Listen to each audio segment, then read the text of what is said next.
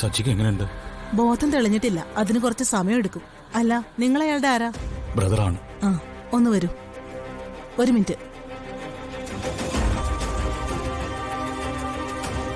എന്താ doctor?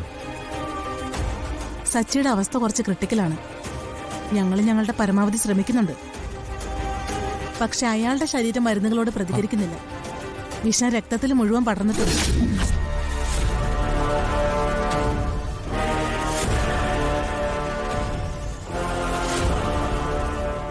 Internal organs വലിയ രീതിയിൽ ഡാമേജ് ആയിട്ടുമുണ്ട്.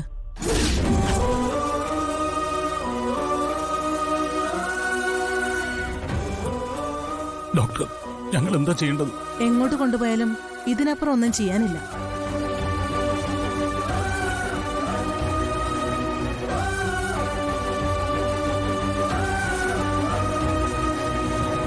നിങ്ങളെ ഭയപ്പെടുത്താൻ പറഞ്ഞതല്ല, പക്ഷേ റിയാലിറ്റി അതാണ്. ദൈവം പോലും ഞങ്ങളെ കൈവിട്ട അവസ്ഥയിലാണ് ഡോക്ടർ.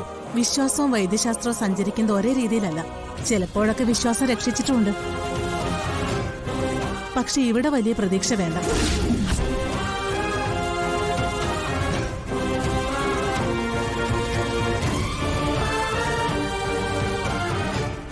ഞാനിത് അവരോട് എങ്ങനെ പറയും ഡോക്ടർ?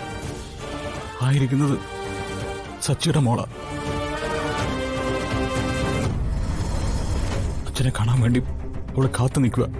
ഇനി അടുത്ത മണിക്കൂറുകളിൽ എന്തെങ്കിലും ഒരു അത്ഭുതം സംഭവിക്കണം. അല്ലെങ്കിൽ യു ഷുഡ് ബി പ്രിപ്പയർഡ്. എല്ലാവർക്കും ധൈര്യം കൊടുക്കണം.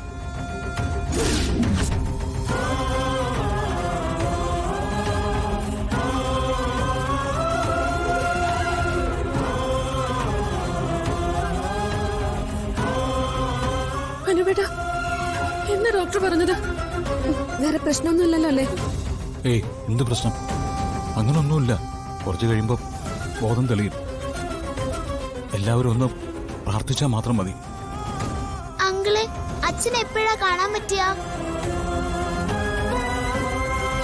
കാണാം. മോളുടെ അച്ഛന് ഒരു കുഴപ്പം വരില്ല. ദൈവം നമ്മുടെ കൂടെയുണ്ട്.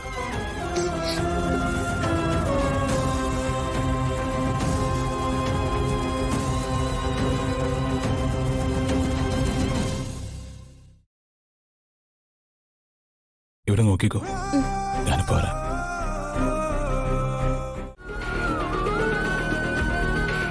അനുവേട്ടാ, എന്താ സച്ചേട്ടന്?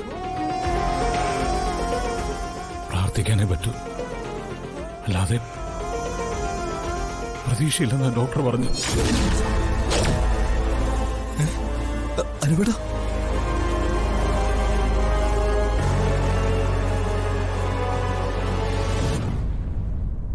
അച്ഛൻ മരിക്കാതിരിക്കാൻ വേണ്ടി പിന്നെ പ്രാർത്ഥിക്കാൻ ഞാൻ അവരോട് എങ്ങനെ പറയും?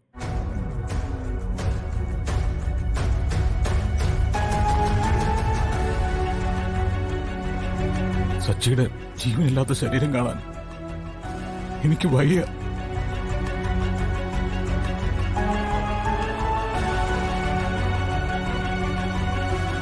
അവൻ രക്ഷപ്പെടണമെങ്കിൽ അടുത്ത മണിക്കൂറുകളിൽ എന്തെങ്കിലും ഒരു അത്ഭുതം സംഭവിക്കണം. ഇല്ലെങ്കിൽ അവ പോവും. ഡോക്ടർമാര് അവർക്ക് ചെയ്യാവുന്നൊക്കെ ചെയ്തു കഴിഞ്ഞു. അനുവേട്ടാ,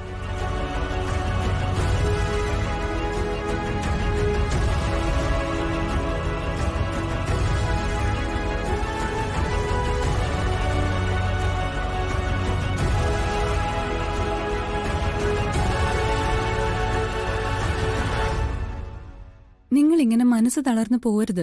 ഡോക്ടർ അതിന്റെ ഒരു റിയാലിറ്റി പറഞ്ഞു, അത്രേ ഉള്ളൂ. ഒന്നും സംഭവിക്കില്ല, ധൈര്യമായിട്ടിരിക്കെ. അനുവേട്ടാ, ഇങ്ങനെ കൈവിട്ടു പോവല്ലേ. ഒന്നും സംഭവിക്കില്ല. നമ്മൾ ഇത്രയും പേര് സച്ചിന് വേണ്ടി പ്രാർത്ഥിക്കുമ്പോ നമ്മളെ വിട്ട് സച്ചിന് പോവാൻ പറ്റില്ല.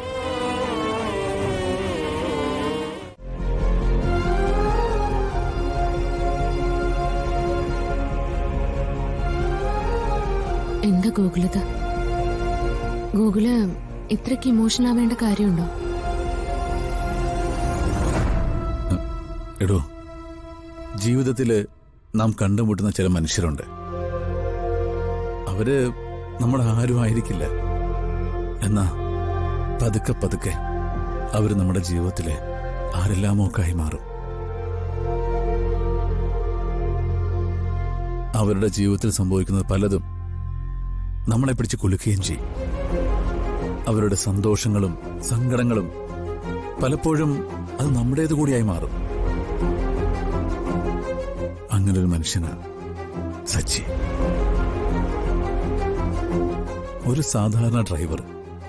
പക്ഷേ പരിചയപ്പെട്ട് സംസാരിച്ചു വന്നപ്പോ, അയാളെക്കുറിച്ച് കൂടുതൽ അറിഞ്ഞപ്പോ അയാളോട് എനിക്ക് ഒരുപാട് ബഹുമാനം തോന്നി.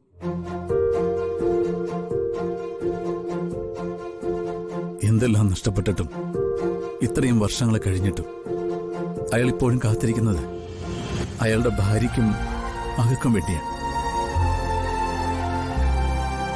അയാളുടെ ഭാര്യയെ അയാൾ അത്രയേറെ സ്നേഹിക്കുന്നു.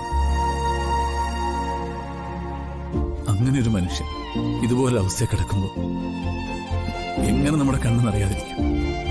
സത്യത്തിൽ നിർഭാഗ്യവതി ആ ഭാര്യയല്ലേ?